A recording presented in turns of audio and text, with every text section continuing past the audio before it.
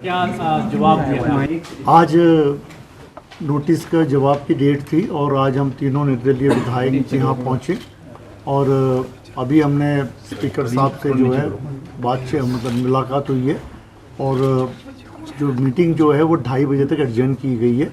2:30 बजे जो है हम जो है रिप्लाई देंगे, क्योंकि आज ही हमारी जो पिटीशन जो थी वो हाई कोर्ट में भी आज ही जो है उसके ऊपर चर्चा हुई है और अगली तारीख जो है हमें 24 तारीख की मिली है। तो हमने जो है स्पीकर साहब को जो रिप्लाई देना है बेस्ड ऑन आवर डिस्कशन, आज जो हमारे हाई कोर्ट में जो चर्चा हुई उस बेस पे हमें जो है उसका रिप्लाई भी उसी हिसाब से देना था। तो अब रिप्लाई रेडी है और 2:30 बजे जो है हम अपना रिप्लाई स्पीकर साहब को तीनों विधायक जो है सौंपेंगे। हाईकोर्ट में क्या? हाईकोर्ट में यही चर्चा हुई कि जब हमने अपना इस्तीफ़ा अपने मर्जी से दिया है और विलफुली दिया है, बिना किसी दबाव के दिया है, तो इसको जो है इमीडिएटली 22 तारीख को जब हमने दिया था तो 22 तारीख को ही इसको एक्सेप्ट कर लेना चाहिए था, उसी तारीख को एक्सेप्ट कर लेना चाहिए था, जो अभी तक नहीं हुआ। और ऐसे भी मुझे जो कॉन्स्टिट्यूशनली जब हमने देखा कि इस पर कोई नोटिस इशू नहीं होना चाहिए था, फिर भी अगर नोटिस इशू हुआ है तो जो भी इनके डाउट्स हैं उन डाउट्स को हम क्लियर करेंगे और आज ही क्लियर करेंगे। 2:30 बजे जो है हम रिप्लाई में सारे डाउट जो उनको क्वेश्चनर्स थे उसको हम जो है क्लियर कर लेंगे। क्या उम्मीद कर रहे हैं? बिल्कुल हम उम्मीद कर रहे हैं कि आज रिप्लाई के बाद जो है स्पीकर साहब जो है उसका फैसला लेंगे और जो हमारा इस्तीफा है जो हमने अपने मर्जी से दिया है उसको एक्सेप्ट करेंगे। क्या इसमें पॉइंट आउट ये है कि आपके ऊपर कोई दबाव है और या आपके ऊपर कोई किसी का प्रेशर है या आपको कोई किसी चीज़ का लालच दिया गया है या आपको कोई किसी चीज़ का कोई दबाव है, वही सवाल लिखे गए थे और आप यहाँ गए वहाँ गए, हम तो गए अपनी मर्जी से। और दूसरी बात ये कि जब हमने अपने आप प्रेजेंट होकर के दिया है, हमने कोई ईमेल से नहीं भेजा है कोई हमारा इस्तीफ़ा या कोई व्हाट्सएप से नहीं भेजा है, हम पर्सनली आकर के हमने दिया और आपके पूरा प्रेस जो था उस वक्त मौजूद था, आपके सामने हमने जो कॉपी है वो सौंपी है। तो इसके बाद कोई किंतु परंतु नहीं होना चाहिए।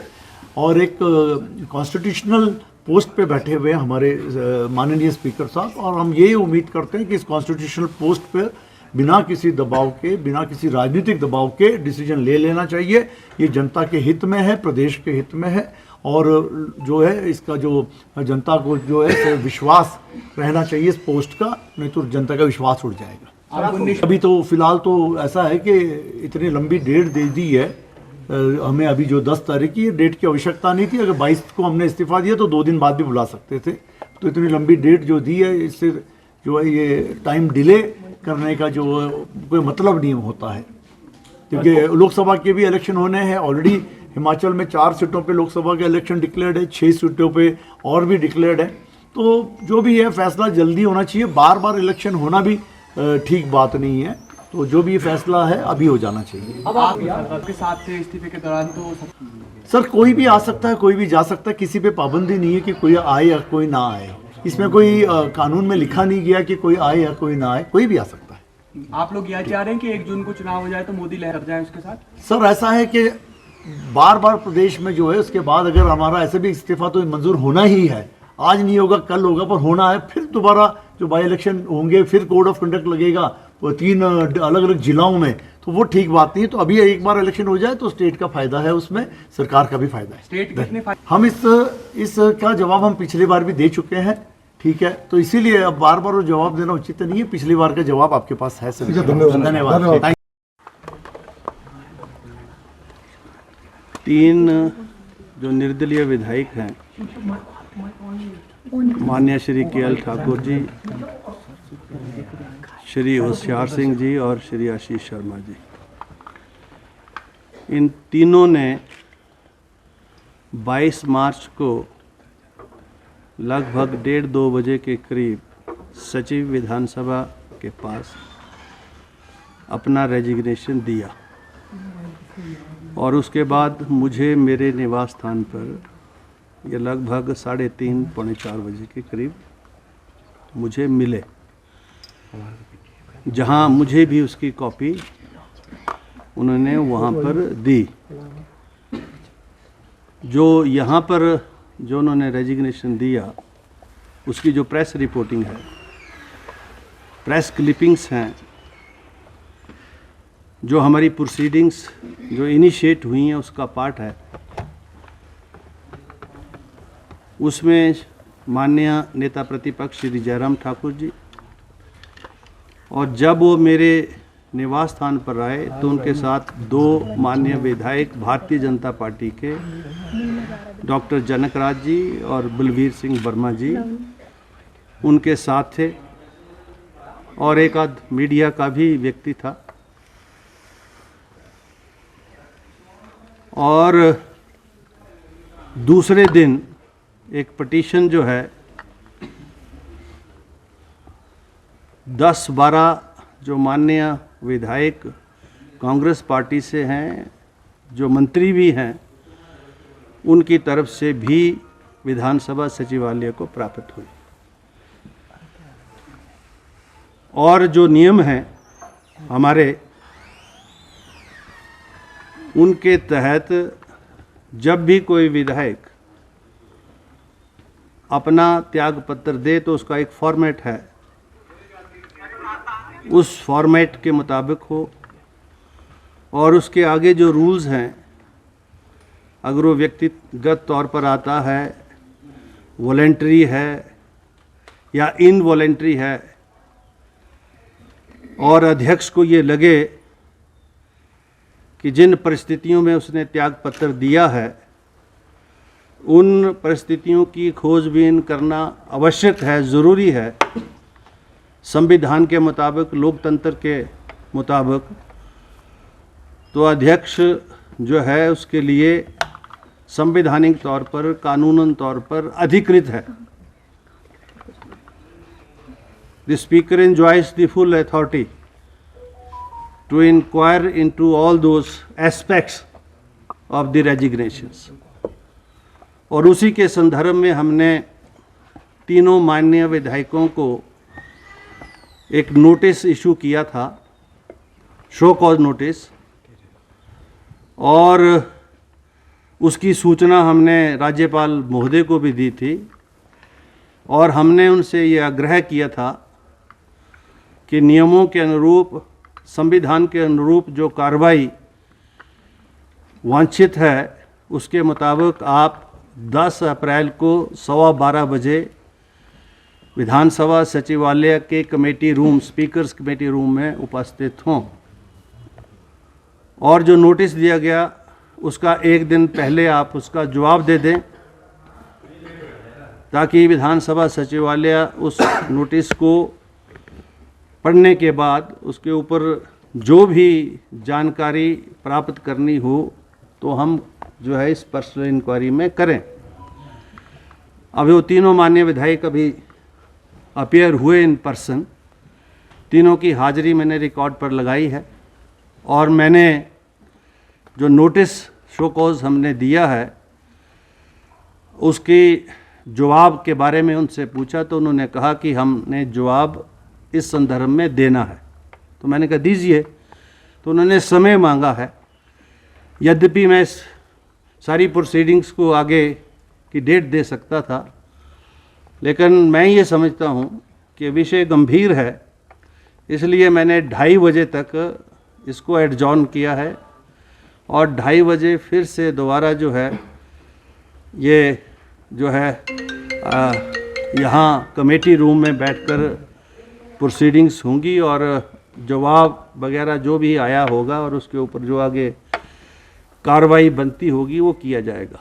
तो आज और अभी आपने एक प्रश्न और पूछा है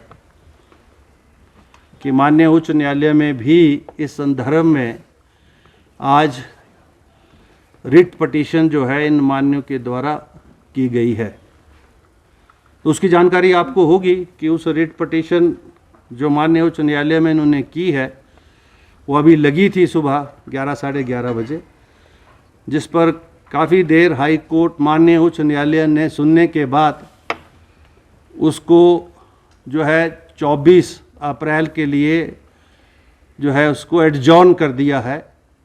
और उसमें जो उन्होंने पार्टी बनाया था विधानसभा अध्यक्ष के रूप में मुझे और व्यक्तिगत रूप में मुझे, तो व्यक्तिगत रूप में तो जो ऑब्जर्वेशंस कोर्ट की थी वहाँ पर कि भाई you can not make the speaker in person as a party, कि whatever he has done and whatever he is doing that is the powers which are vested with him under the constitution. So you cannot make him a party in person. So this was the observation from the court, which have been you say told to us by the standing lawyers, one who represented the Vidhan Sabha there in the High Court. So what is the order that I have not seen? What is the writ petition copy I have seen? जो writ petition की जो copy उन्होंने विधानसभा सचिवालय को भेजी है वो हमने देख ली। जवाब का नोटिस जो है, जो नोटिस का जवाब अभी उन्होंने देना है। तो जो हाई कोर्ट में उन्होंने जो रिट पिटीशन की है उसमें उन्होंने मेरे जो संवैधानिक अधिकार हैं उनको चैलेंज किया है और उन्होंने हाई कोर्ट से डायरेक्शन मांगी है कि स्पीकर को हाई कोर्ट डायरेक्ट करे कि वो हमारे रेजिग्नेशंस को एक्सेप्ट करे। अभी हाई कोर्ट ने इसके ऊपर कोई निर्णय नहीं लिया, मैं प्रोसीडिंग्स में हूँ। तो अब ये दो विषय आगे हैं। एक तो जो अधिकार कानूनन मेरे पास हैं, संवैधानिक तौर पर हैं, हमारी जो विधानसभा की जो प्रोसीजर है, रूल्स है, उसके मुताबिक जो प्रोसीडिंग्स ड्रॉ होनी है, एक वो विषय है। और दूसरा, अब मेरे उन सारे अधिकारों को चुनौती इस रिट के माध्यम से जो है इन माननीय विधायकों ने दी है और हाई कोर्ट ने उसमें कोई अभी तक ऑर्डर पास नहीं किया है। हमसे जवाब मांगा है तो हम उसका जवाब देंगे 24 तारीख को और उसके बाद हाई कोर्ट माननीय उच्च न्यायालय का क्या निर्णय आता है वो 24 को ही पता लगेगा जब वो निर्णय आएगा। और चूंकि अब ये दो पैरेलल प्रोसीडिंग स्टार्ट हो रही हैं तो स्वाभाविक है, क्योंकि अगर मैं इस प्रोसीडिंग को कंक्लूड भी करना चाहूँ तो भी नहीं हो पाएंगी, क्योंकि द मैटर इज नाउ सब जुडिस and pending with the honourable high court. Unless the high court adjudicate upon this matter whereby they have challenged, assailed my authority, and if anything comes from the High Court in the manner in which they have desired, then certainly we have a right to approach the higher court also. अभी तक कुछ हुआ नहीं है, इसलिए मैं उस बारे में कोई टिप्पणी करना नहीं चाहता। ये माननीय क्या बोल रहे हैं, क्या नहीं बोल रहे हैं, मैं उस पर भी टिप्पणी नहीं करना चाहता। क्या इनके रेजिग्नेशन संवैधानिक तौर पर वाजिब जायज़ हैं, मैं इस पर भी नहीं बोलना चाहता, क्योंकि प्रोसीडिंग्स अभी पेंडिंग हैं। और एंटी डिफेक्शन लॉ के मुताबिक कोई भी चुना हुआ विधायक अगर वो आज़ाद प्रत्याशी के रूप में चुना जाता है या किसी दल से चुना जाता है और वो दल बदल करता है तो 10th शेड्यूल को अट्रैक्ट करता है। और कोई इंडिपेंडेंट भी चुना जाता है तो वो भी 5 वर्ष के लिए चुना गया विधायक है। जब कभी वो पार्टी ज्वाइन करता है तो he also attracts the same provisions of the anti defection law. तो एक तरफ तो वॉलेंट्री रेजिग्नेशन है, दूसरी तरफ जो है ये विषय भी है। अब इन दोनों विषयों को जो है आगे हम इंक्वायरी के माध्यम से, हाई कोर्ट की प्रोसीडिंग्स के माध्यम से जो है हम देखेंगे और जो भी उचित निर्णय होगा उस समय पर हम देंगे। आप सबका बहुत बहुत आभार, धन्यवाद। दूसरा आग्रह आप सब से ये है कि ये स्पीकर चैम्बर है और कोई बाइट देनी हो तो वो नीचे जाके ज़रूर ले लें। आप यहाँ पर ज़रा कृपा रखें। धन्यवाद, थैंक यू।